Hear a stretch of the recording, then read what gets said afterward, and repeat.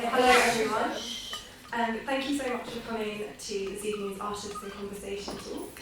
We're delighted to welcome Appau Jnr Boakye-Yiadom and Hardeep Pandhal here tonight for a discussion that will be moderated by MA Curating the Art Museum student Meniru. This event forms part of the public programme for the exhibition Generations, Connecting Across Time and Place, which has been curated by students of the MA Curating the Art Museum programme here at the Courtauld Institute of Art, and is taking place at Somerset House, East Wing Galleries until the 4th of July.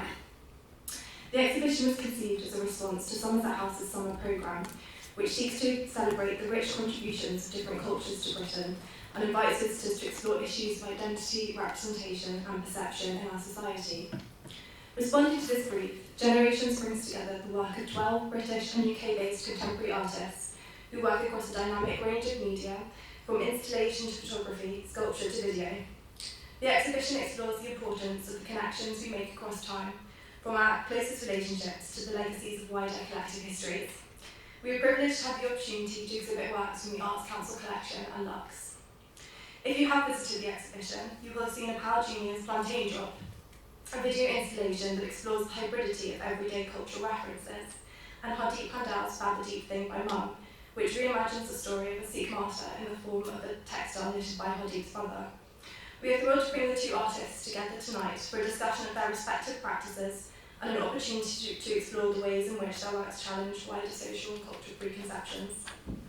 Appau Jnr Boakye-Yiadom graduated from the Royal Academy Schools in 2008. He's a multidisciplinary artist who works with moving image, photography, recorded sound and archival material to create compelling installation pieces. Appau is interested in examining and reappropriating collective moments and cultural memories. Hardeep Pandhal obtained his MFA in Fine Art from the Glasgow School of Art in 2013. His practice encompasses digital animation, rap, wall drawings and textiles. Hardeep's work reflects upon experiences of racism, drawing and reflecting on his own background as a second-generation British Sikh. Our moderator Debbie is an MA Curating the Art Museum student and has a BA in French and Italian from the University of Bristol. So you're an MA in Curating. She spent her Erasmus year working in a commercial gallery in Paris and interning at Shorts International Film Festival in Trieste. After graduating, she taught English at the University in Bordeaux for 2 years.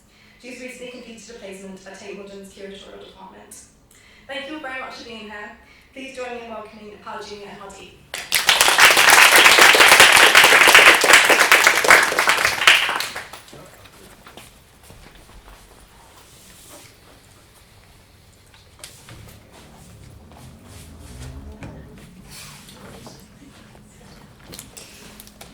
Hi, I'm Appau Jnr.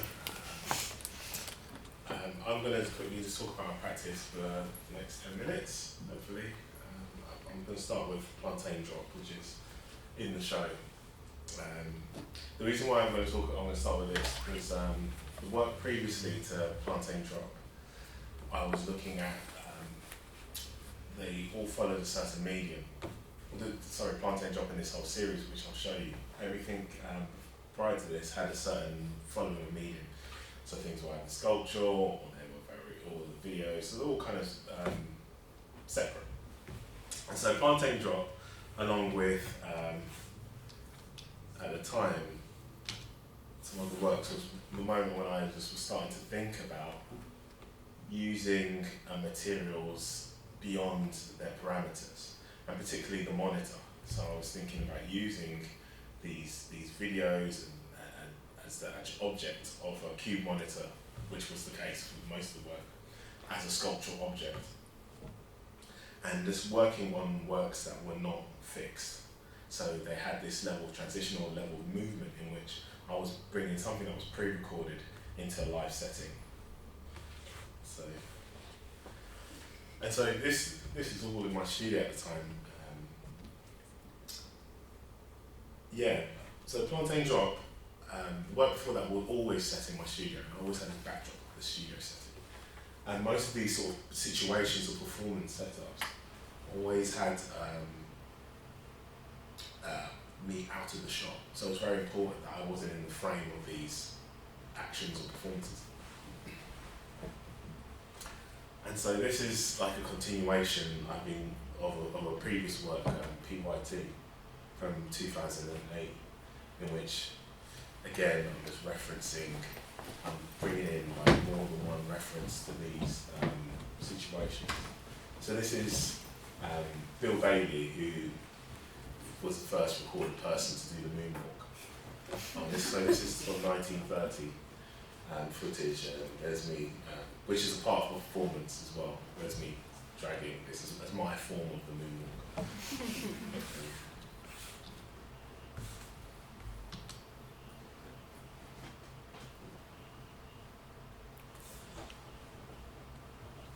Sorry, this one takes a while.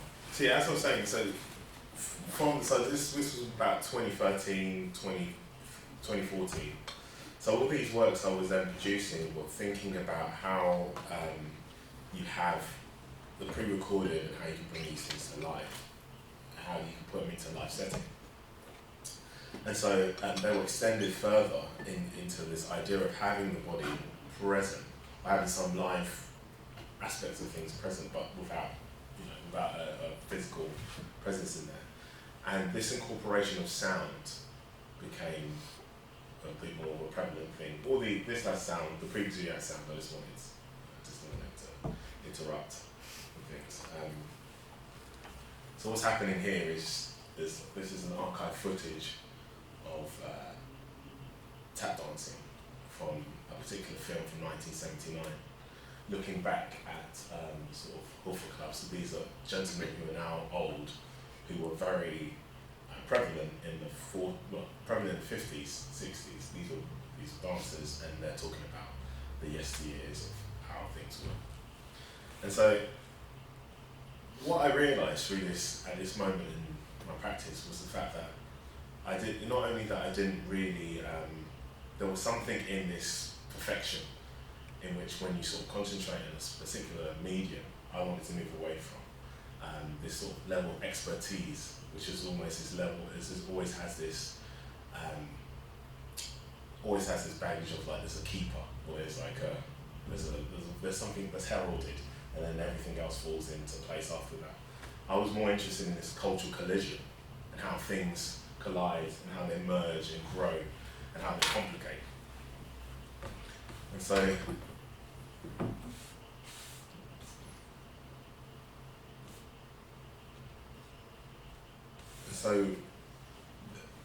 from this moment onwards, I started thinking about how things can be responded to through the works, and not necessarily thinking about finished pieces.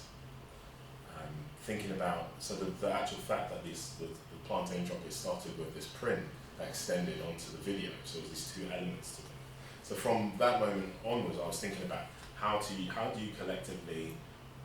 work on these things with how do you get an involvement of these many different influences? How do you complicate these things? How do you merge these things and not concentrating on a finished piece, but thinking about things that are constantly evolving, that are constantly going through transitions, and they're not really fixed in that sense.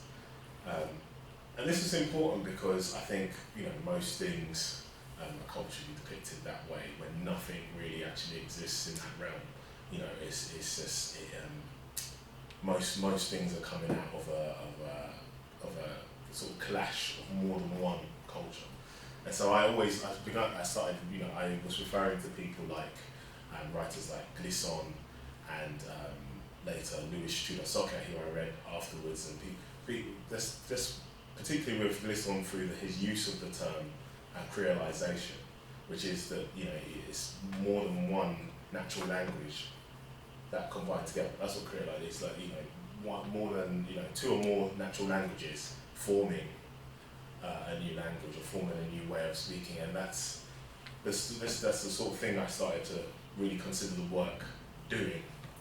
Is that extension and that continuation of growth, and also that idea that everybody's involvement affected the work.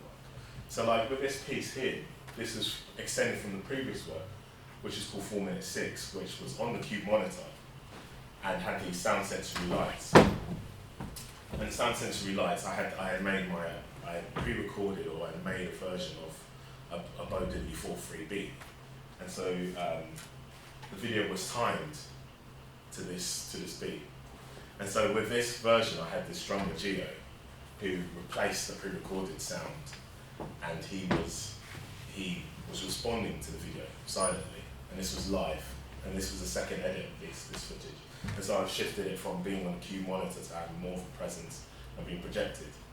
And so working with Gio and working with a live drummer, in that sense, made me start thinking more about these ideas of universal languages, and universal languages both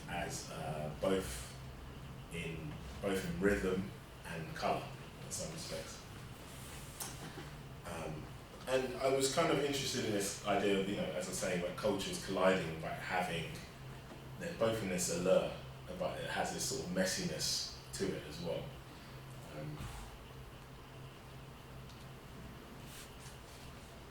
So again, this is a recording of Gio.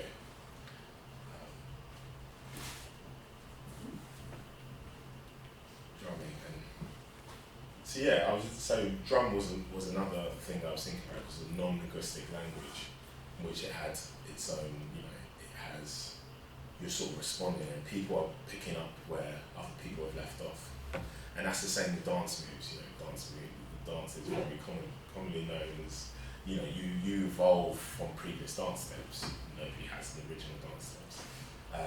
And just seeing culture, seeing things that happen with culture existing in that same realm. I mean, things like science evolves like that. You're always having this evolution of knowledge, and people recording things and extending it. So Gio was drumming, and these have been used as sketches. They form videos as well as installations, as well as part of sculptures.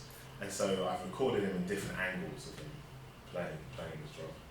And again, trying to avoid his physical presence within each of these instances, which I could explain more about.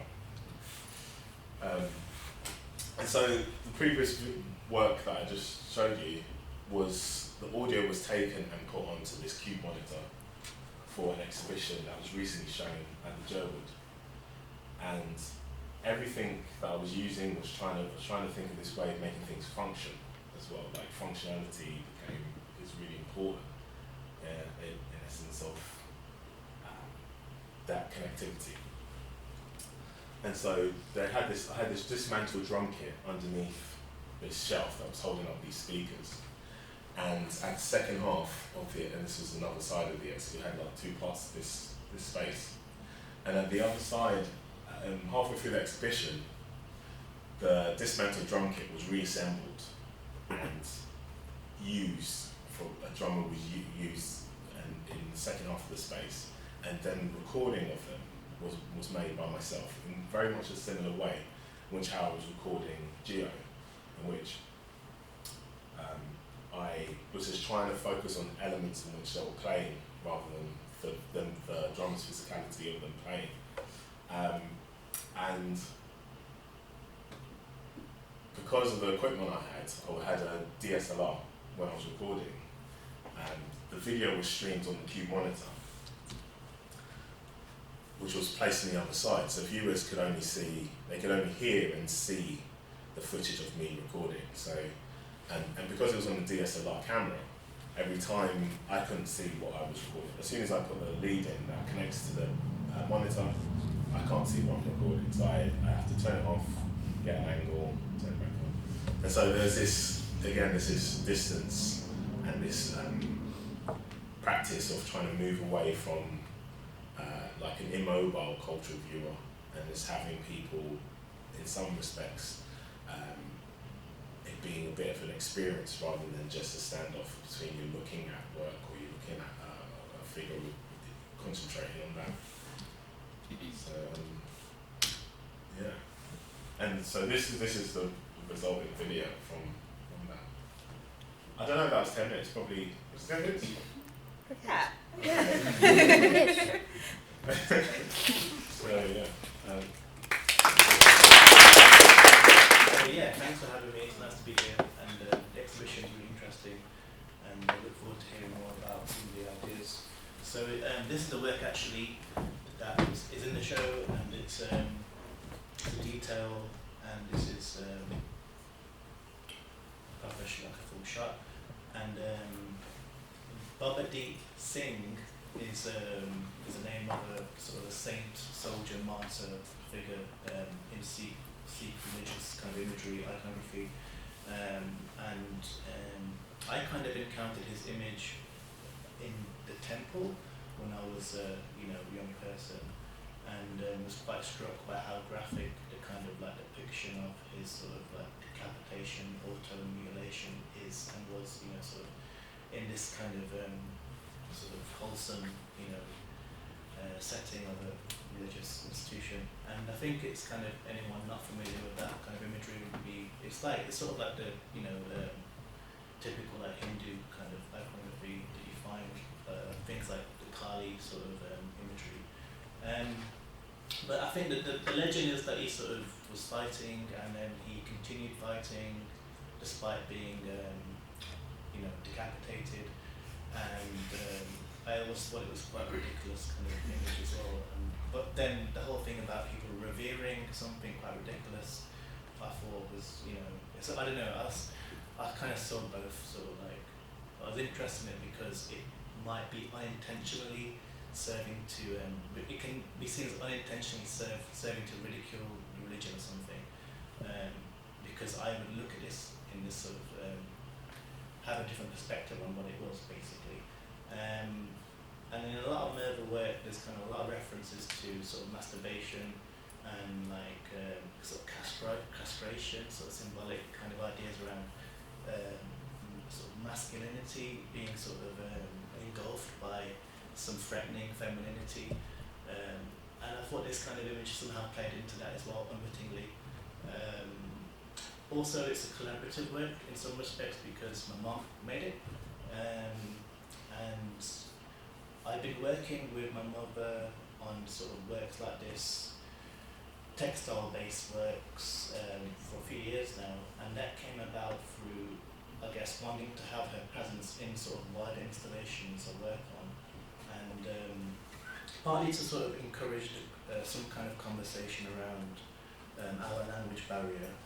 And when I was growing up, I realised, talking to my sort of friends' mothers, we would talk about family life and stuff, or just just sort of personal things, and I would sort of always say that I have this kind of language barrier. I don't speak much Punjabi, she doesn't speak much English, and I'd always find it kind of, I guess particularly my white friends basically would sort of their parents would be like quite struck by that knowledge, and I kind of grew up knowing that this was quite significant. And then it wasn't until like later on in my sort of art education, where again I'm sort of surrounded by mostly white students, it would again sort of resurrect itself as some kind of really significant thing. So I started to actually think about it and thought, well, actually, if I'm going to work in this art context, it might be interesting to kind of like continue sort of having this sort of issue or sort of like significance being circulated, or to have it as a sort of starting point to talk about why, what it is about, what constitutes sort of citizenship, or like, do you need to sort of like assimilate into sort of a culture to feel, to sort of live, I guess. And I was still thinking about sort of short-term immigration policies in terms of maybe when she came to England, there was less of a kind of requirement for people to learn English, particularly in Birmingham, where I'm from. There's cultures of Asian, black communities that I guess that they don't really need to. They have their own system, they have their own shops, they have their own drivers and bus drivers, and it's like, it feels like almost as if it's like not learning English is almost could be seen as a like passive resistance or reluctance to adapt to the dominant culture as well. So I was kind of thinking about all this stuff, and then we've made quite a few. More recently, I've taken on some of the embroidery role. She's taught me how to do that, and in like later examples, there's sort of text and like different imagery. And the first time she did it, there was like an image of a face, and it had this unintentional, it kind of protrudes outwards, like a kind of like a birth or something. And I thought that was a unusual, well, I didn't expect it to have this sort of effect. And it happens because when you embroider or do the embroidery, you sort of tighten the fabric underneath and it to a point where it puckers outwards. And I thought that sort of grotesque kind of disfigurement around the image somehow kind of conveys this kind of lack or something that's kind of not right between our sort of relationship in terms of having the language issue. But I'm also kind of interested, sort of more abstractly, I suppose, it kind of comes out in other work. My sort of frustrations around, I guess, my parents' sort of values or what they've inherited through sort of British values being sort of put onto sort of Indian culture. So quite repressive, like Victorian sort of ideology, I suppose. And I think some of my sort of work more recently, particularly like the rap stuff and the content and sort of my, I guess, also trying to like not perform some kind of cultural identity and like fight, sort of having this kind of like come at me through various institutions or people, just through the art world, just to play off that a bit. It's like, yeah, I think there's definitely like a sort of a sense of undermining or sort of confrontational sort of like feeling in the work that I want to sort of bring out as well. I'm not sure how much time I have. Another 3 or 4 Okay. minutes. So yeah, I'm going through some other images now. So this is like an example of a sort of comic foreground. So I took the form of a head hole sort of seaside sculpture, partly because I was invited to be working in a sort of rural part of Scotland, and I felt this invitation in the Isle of Moor was quite weird because I have no association with that part of the country or the rural or the sort of seaside or the kind of these remote parts. Quite ominous to me. So I thought rather than me being the sort of like the Indian artist, a British Asian artist, with this kind of imagery and like it feeling like it's kind of injecting something into the landscape, to maybe make something that plays off my sort of imagination or sort of association to the seaside or to these parts, and also to like provoke a bit of participation, but also again the guillotine kind of is a bit suggestive, I suppose. These are just like examples of like war drawings and like just to give a sense of like how my work may be presented. Animation and rap is more recent, and I can't really talk about that because it's not maybe relevant to the show, but I think in terms of, I quite like the sort of connections and association that can make through the writing of rap music and the delivery as well. And I was thinking recently that kind of excessive like use of the excessive like use of English and is almost like a kind of overcompensation for the relationship or the language barrier that me and my mother have in some ways as well. So I think it's kind of, I was thinking about it like that more recently. I was like almost being so verbose and like kind of excessively verbose. It's like a sort of parody, I suppose. So these are kind of like more sort of give you an idea of how you sort of space water is.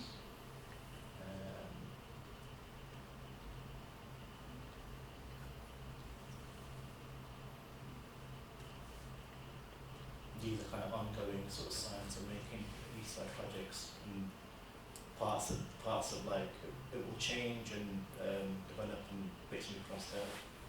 And some more drawings.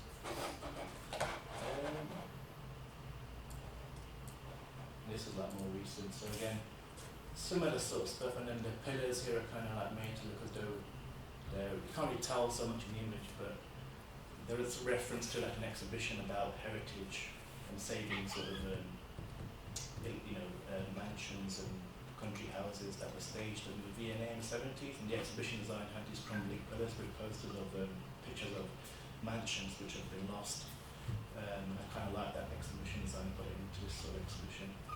So sometimes there's like less sort of subtle things involved, unfinished work as well. So collaborative work, and then more sort of inviting or less inviting sort of head-held sculptures. I'll say about that.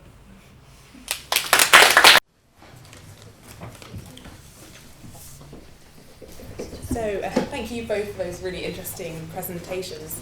I thought we'd start the discussion part by looking back again to the exhibition Generations, in which both your works feature. And as Amber said at the beginning, in the exhibition, the artists are kind of looking back at past generations in order to question contemporary society and their place within that mostly. And I was wondering how important drawing on collective and personal pasts has been in your practices. Yeah, I think, as I was saying just then, that it's I think there's a lot of like references to childhood, and sort of in video works I've had footage. There's a kind of like a bunch of footage from the first trip we did to India when I was 7 years old, but it was also the first time we had a video camcorder, so it was a VHS camcorder. So none of us had known what the actual footage was going to look like. So there's kind of sense of innocence around the material, and I use a lot of that in like my work. And there's stuff of me doing really kind of weird things to animals, and like just being quite childish, and also being quite disruptive in the temple and things like that. So I think it's like a source of, and also childhood. It's like sort of working out what your values are in terms of issues around sort of gender, sort of what kind of constitutes your identity. It's like formed from, for me anyway, like around what's happening at home and what you're supposed to be, what you're told to be, basically. Mm-hmm. Yeah, so it's quite personal and autobiographical, I guess, sometimes in your case. Like, Gina, for you, is the autobiographical element something that you bring into your work at all? I suppose it's from a level of experience, in a sense. So I mean, with like going back to the show with Plantain Drop, like it was just the fact of it. Just that the photograph was taken. It was because it's such a mundane thing to see. That's in my mum's house in Ghana. That photograph of the plantain was taken. And it was like she has some, her neighbour has some, plantain growing. You see it when you walk down the certain roads. It's just a general, as much as you might see, I don't know, an apple tree or something.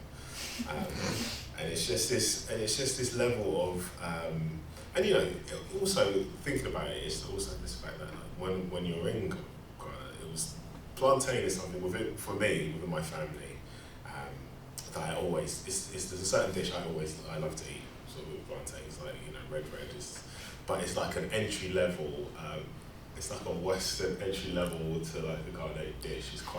You would like it, it's like sort of thing, which is, that's just for me, but it was more the fact that like just being allowed to be in some way, just the fact that it was just a Monday thing. Even when I took that picture, for instance, it was just that it was one of those days I was in Ghana and I hadn't planned to do anything. I hadn't planned my day, so I just had my camera with me. And I don't think that's something that's ever really just talked about as a thing. Like, can you, just existing, and I think that's what the heritage thing for me was anyway, that piece. Okay, cool. And because I guess that's not really so much drawing on the past, but I know you're very interested in this kind of multiplicity of cultural references that we can draw upon. And I was wondering how you kind of decide which cultural references you were going to include in your work. So I know obviously you've included some kind of dance elements. I was wondering how much research goes into that, and I mean, I'm always quite interested in cultural areas, dance being one of them, which have the level of ownership in which it's not saying this is where it's begun, this is where it's, this is where it started, this is where it ends. So dance is one of those things, and also use of percussion, use of drums in some respect. And I suppose to begin with, it was referencing a certain time with these things. So it was generally referencing the sort of jazz time in which within the Western sphere. But I quite like the fact that with these particular references, they had a particular dynamic in which they were invented or constructed under. So, as I was referring to tap dancing within the footage, it was a certain dynamic within places like the city like New York and Boston of that time, in which these certain cultures were sort of like brushing against each other. So you have you have your Irish, you have your African American, you have your Germans, there's a certain level of cultures that are interacting with each other. But at the same time, there's this certain sound. There's a new sound of Metropolis because something new is being created within this area, within this particular spot. As I say, sorry, I'm drifting off now, but it's just this idea that there is no origin to these things. They're always shifting. They don't stay fixed. Yeah. It's something that I'm quite in tune with, I think. Yeah, so I'm thinking, obviously, Hardeep, in your work, you started incorporating rap, and so then you're kind of, in a way, echoing that and bringing using rap in art rather than the music industry. I was wondering if you could talk a bit. I know you said that you didn't want to talk about it. Maybe it's not relevant, but I thought it was really interesting. I think I want to talk about it. I couldn't show any examples, okay. So it's like.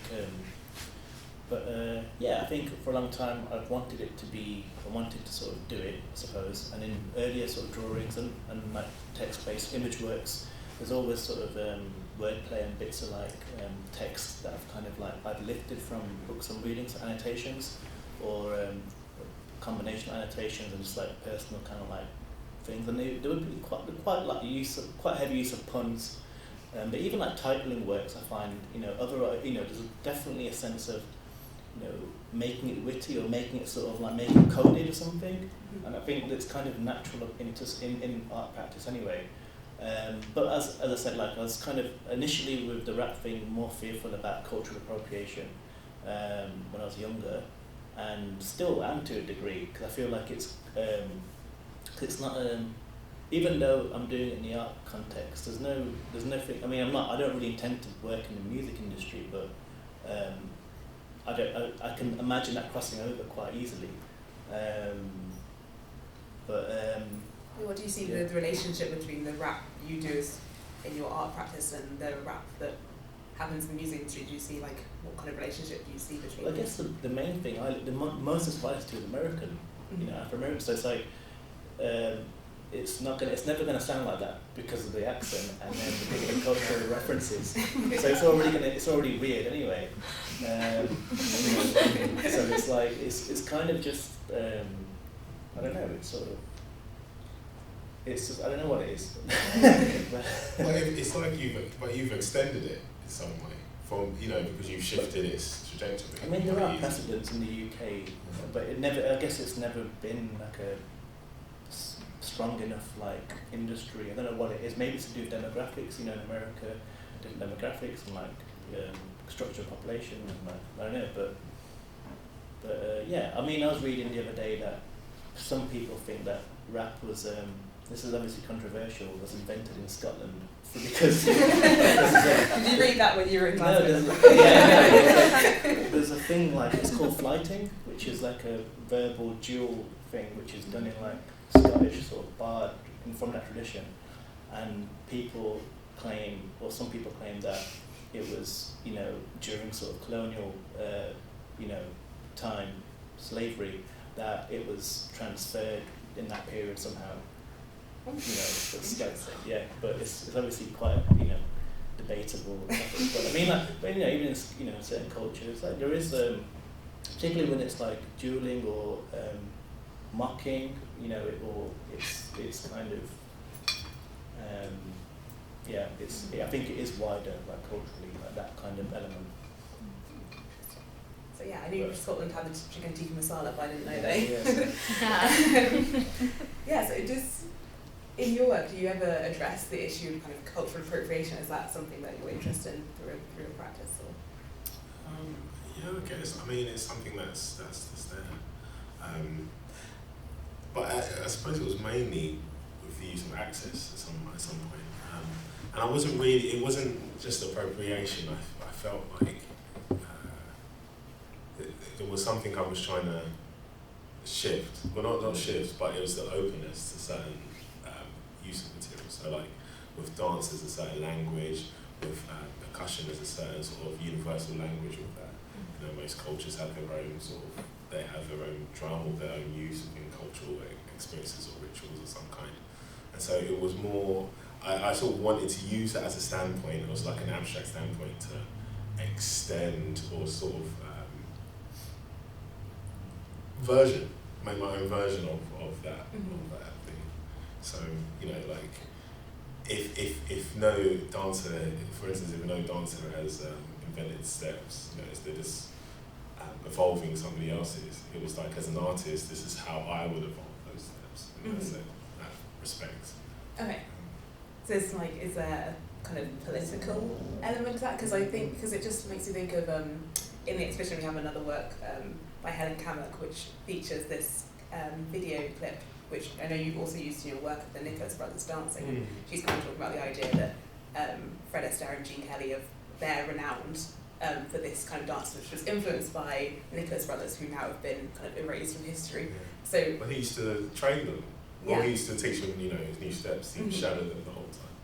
And with like the Nicholas brothers, they always used to, whenever they were in a film, they used to make sure it was at the end of the film, so they could show it in the South. So, you know, you could just edit it out, so people, you know, weren't used to seeing black faces. So they'll just edit that end bit out of them out. So it was always, that's why it's always quite a crescendo thing when you see them performing. But funny that, I was just thinking of another piece, because there is a relationship, I suppose. I've done another piece of work when I just solely used the Nicholas brothers alongside Charles Dickens' American Notes. And so there's this film in which Nicholas brothers are in. It's from 1943, and then American Notes, written by Charles Dickens, was in 1843. And so Charles Dickens is describing this tap dancer who's probably, he used to know this like the original, you know, when it became tap dancing thing, called Master Juba. And his use of language when he's sort of like looking at this person dancing it's in time with the Nicholas brothers. And I was reading it, and I just realised it's in time with like his descriptions in time of what they're doing.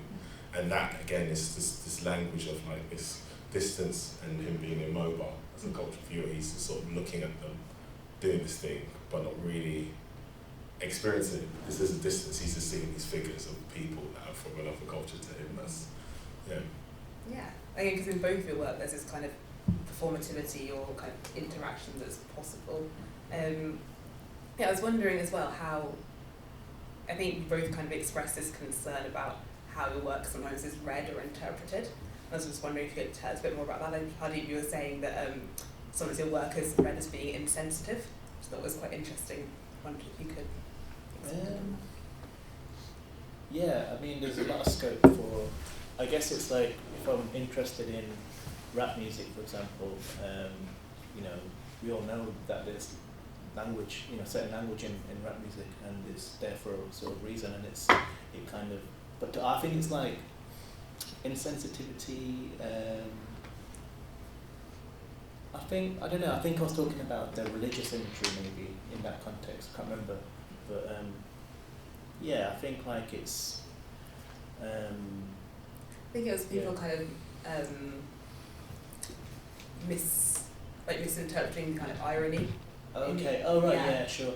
I mean, I think in other examples of more recent videos, there's a lot of like, this kind of imagery or cartoons I've done of sort of hazing activity on like Navy, like this kind of ritual which is called crossing the line, which was performed before the advent of women in the Navy, when as a kind of like theatrical sort of thing where people dressed as Neptune, one side would like haze the other, and it would be like a way of instilling what was deemed kind of savage. So you cross the line, cross the equator line. So you have to like, you know, you have to kind of like toughen yourself up. But it was like quite humiliating, quite sadomasochistic kind of like, you know, activity going on. And I was like playing around some, I was using this imagery a lot in the video, and I think my rap sometimes I kind of like, I adopt the persona of like a, you know, sort of alt-right conspiracist in some ways, and I think there's a lot of scope for people to over-identify with that. And it has happened a little bit, and I'm a bit like, you know, that's kind of weird. So I feel like there needs to be balance. Yeah. So like I think having sort of, you know, it wouldn't just be that. That's why I kind of like to have different media and different things going on. But yeah, and I think like the overall point doesn't get lost. But there's a lot of scope for people to isolate certain bits and think, well, this means something, you know. Do you find that with your work as well, that people perhaps read things into your work which you didn't intend for? Or? Yeah, I suppose. I mean, yeah, that does happen. Yeah, you know, especially when you when you make reference to certain material, people seem to think people seem to think you have a great affinity with particular areas of culture, rather than it being a starting point to move from. I think that's mainly the thing. So, like, you know, I've used drumming a couple of times, and it's not necessarily the fact that, although I do like jazz and so on, but it's not the fact that that's what I want to concentrate on. It's just a starting point. Yeah. But people always do it. They just find what the easiest way to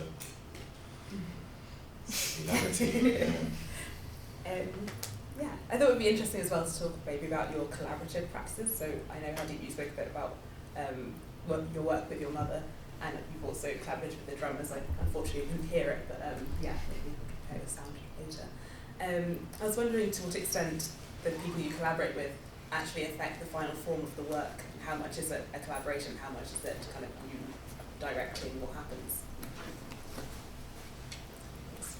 Yeah, I mean, like, there's all sorts. I mean, even like with curatorial like input, I'm quite receptive to that. So it's like it gets. I mean, it's like I'm never going to know what a space is like, the history of a space. You know, sometimes I need that kind of information, or just like, yeah. So collaboration can be quite, you know, expanded, you know, as a thing. But and it changes who it's with. I mean, with the music, there's collaboration involved, and it's in that sense it can be quite like a back and forth and a way of prompting each other for things. And like when there is no activity or no sort of like say I'm not going to wait around for opportunities. I want to do something, and I'm like, oh yeah, we work with my friends or people like, you know, artists, and it's a way of just generating material and like still keeping you kind of like, you know, mind active and not feeling kind of like left out if you're not getting opportunities and so that. So you know, some of it started when, yeah, like a while ago when I wasn't so active or visible,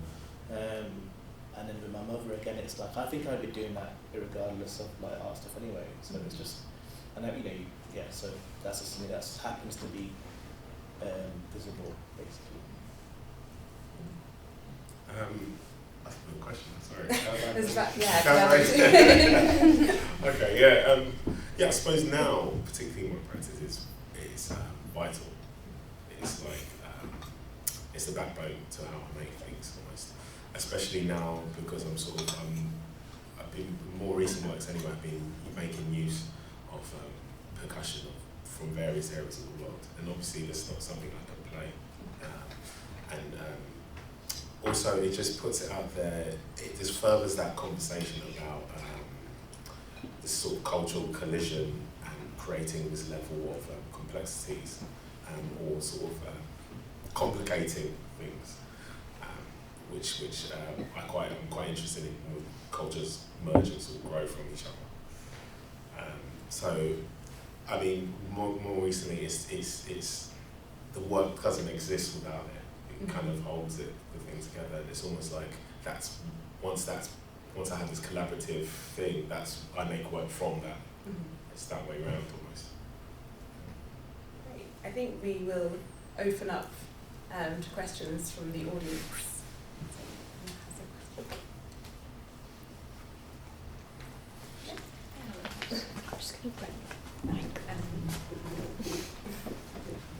I have can you hear me? Yeah. Question for Appau Jnr constantly evolving, and Plantain Drop's been existing in several iterations. So how do you let go of it? I mean, it's now in a public collection. Do you expect your collectors or the collections you work with to kind of make you part of the process? How do you deal with situations like that? I think Plantain Drop is that's kind of different to most of the works I've been referring to.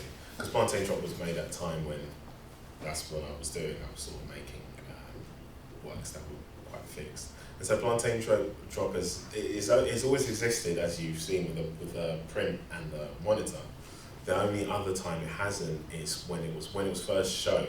Second time it was shown. I decided to. It was shown in this fort gallery. So it was shown in a corridor, and each corridor had this little alcove. And so I decided, and there was 3 of them. So I decided to separate them on each floor. So the first floor was the print. The second floor was another video, which was falling through. So the monitor was off the ground.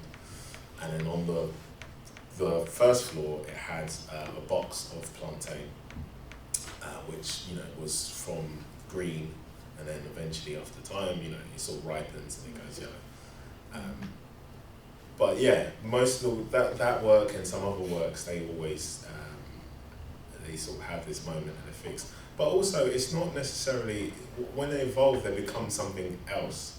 They don't necessarily become, they're not that same thing anymore. It's more like they get reused in some way. Yeah. So how do you feel about the works changing and kind of being out of your control? Is that something you mind, or is that something you're happy with? Within, once it's Like out there. If you sell a work or it goes into collection, is that? Yeah, because it's existed in that moment of time in which I made that piece, and that iteration is what they received.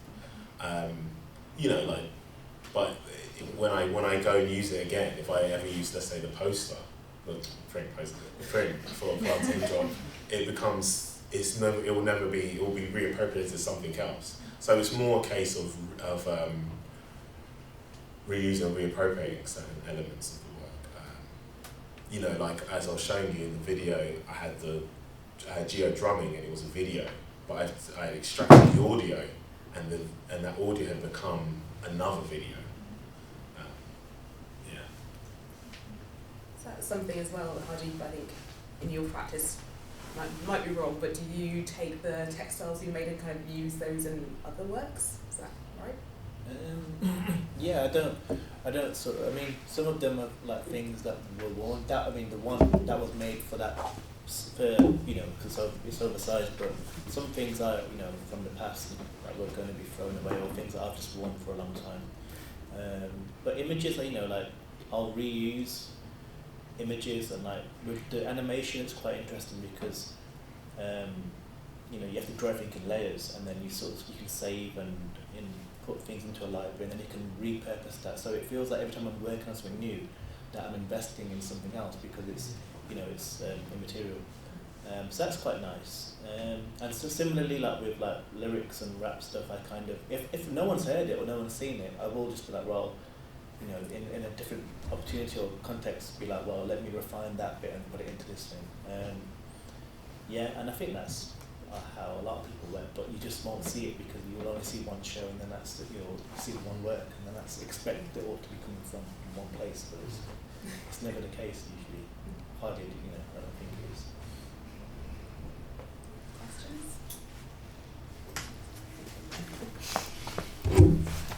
I'll show one. Yeah, thank you. This might be slightly specific a question, but for both of you, do you like which artists you've been situated near in the Generations exhibition? Do you like the juxtapositions? Do you find them difficult?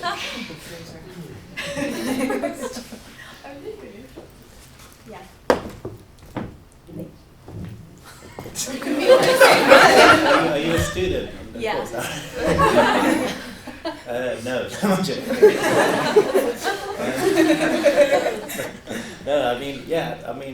No, it seems quite, I don't know, I think like I've actually, because there is like, some of these artists are from a different generation and like from the black arts scene, right? And I actually don't know a lot of, a great deal about that history, properly.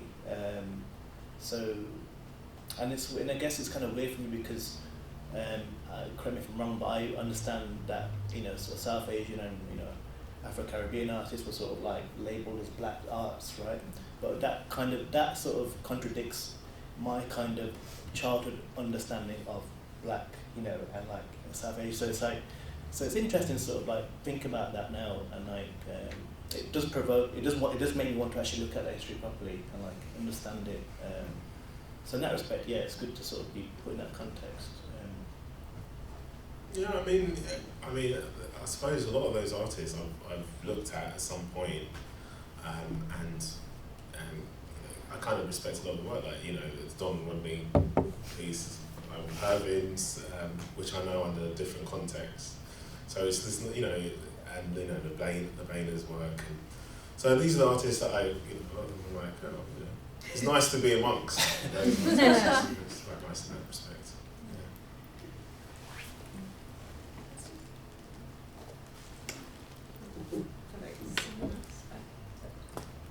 Do you want to go first? Sure, yeah. I have kind of obscure number of questions. Sorry to describe things back to you. But Appau Jnr. Call me Junior. Correct. You use the word I just got in discussion of languages that don't have origin, and yet you chose this, or at least you framed it in this way, a tap dancing move that has this very specific origin, and it's in the US. And then you use the word parameter, which one could put in the discourse of measure, for example, with, all the way going back to Duchamp and the glass. Like, maybe you'd object to that, but and I just found really fascinating the way it moves from one history to another. This work within art history, although maybe that's not what was it. So I was just, and it turns into an expansion across space, and it's very interesting that there are no bodies, and it's a black and white piece, but there are no bodies identifiable. And so there's a lot of politics going on, but I was curious about this idea of origin in your case. Well, that's the thing. Origin. That's the thing. It's a perception of origin. Like tap dancing is not. It's come on. It came out of being influenced, and with something coming out of that, sort of, things have to be. There has to be a level of freedom in which things are made, or a level of contact with other things. You need contact with to understand what your culture is. Almost like conflict of what that is. I don't know, it's like if you've always had something stupid, like if you've always had a cheese sandwich a certain way, and then somebody in Germany has a cheese, it's like, oh, I've never thought about, that's how it is. That's how things go. But it's the same with like tap dancing. It's not, at that time, they had like the Yorkshiremen were coming into places like Boston and New York at that time, which, clog shoes, this sort of influence of that also being an influence of tap dancing. You have this another culture, you have in Ireland, you have the Irish, just the sound, and you have this thing called the jig that was also affecting these things. And there's a certain level of influence in which these things have been created under, and it's this level of freedom in which they come out of. And it's what's quite interesting when I reference these things is the fact that it sort of feels like there's an origin because there's a perception, especially within it being a black body, there's a perception as it being rooted, and it's always rooted in the same things. So it's this idea that that's why I move away from using the figure, because it's just this understanding that you're also in the world, and things you're interacting with, you're colliding with these things.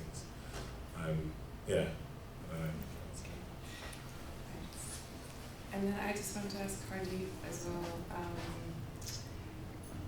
You said that you make these knitworks with your mother, and it has to do with lack of communication growing up, presumably I don't know if I understood that correctly, quite coincide in language, and then these works, this particular one you showed us has no ability to speak, the head is off, the mouth is cut. And I was just wondering if you could say more about the process of making with your mother, if you're willing, more details. Yeah, so the first time, because she was always making jumpers for me, and I'd wear them and sort of ask for very sort of, bold things, or sort of unusual things. And then I don't know. I just thought I would be interested to see if she could make an image or a face or develop that. And then the first time she did that, it was Tupac. It was like Tupac's face. Thing, and it's like, but it was really like hideous. It was because it's like 3D sort of thing, and the face was really disfigured and like quite sort of grotesque. And I just thought this kind of weird like happy accident because I didn't know what the outcome would be. She obviously doesn't know who Tupac is. I just thought, and also it's like the sort of textiles and like knitted, objects that have so like loaded connotations, and like it kind of the presence is like quite jarring perhaps in relation to some of the other work that I make and the imagery that I deal with, where I'm kind of more in control. That's how it started off, and then more recently because because now these images of her work sort of circulate like in sort of press and like online now, and but back then she didn't really know what it was for. Or go to exhibitions and stuff, but now she kind of gets a sense that it's actually important, and it could be a way of me gaining revenue to support her when she's really old. So she's kind of like, she's giving me stuff that I don't know what to do with now. So it's a bit performative now, unfortunately. So no, but I mean that's kind of like in a nutshell. But I think I'm trying to use it. Because I think even when I go back to Birmingham, I find being in my family sort of house quite triggering in sort of respects. It does make you think about things. So that's kind of interesting, and I think that communication's kind of like, it just leads on to other things which I find hard to kind of link, but it's all connected in my sort of process, I suppose.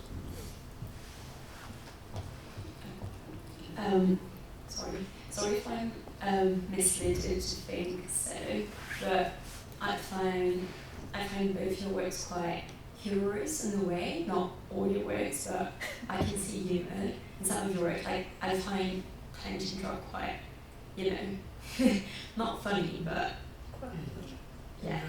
And I was wondering whether I was right to think so, whether you would both use humour in your work to express, maybe pass on a message, or it was just, I don't know, just happened to be there, or maybe it's not meant to be humorous at all.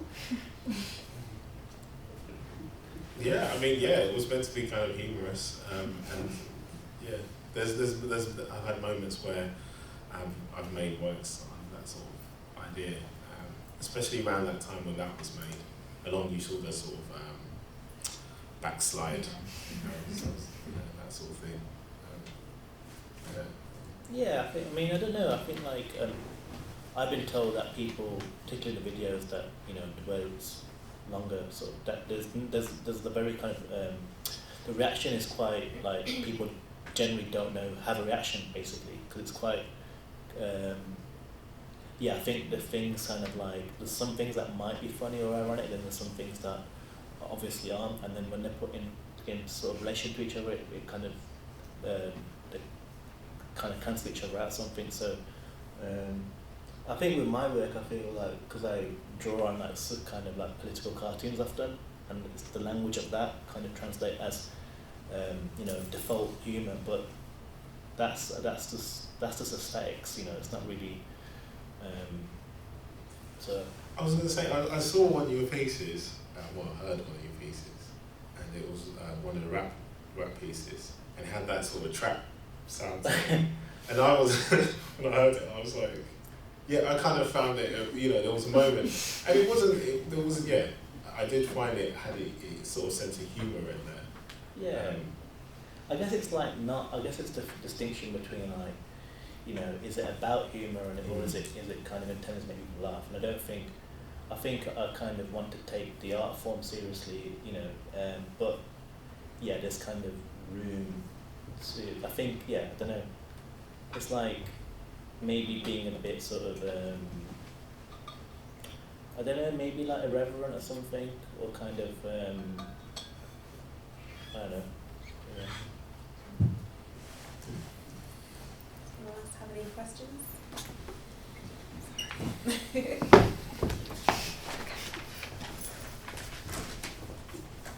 So thank you so much to our speakers for a really fantastic discussion.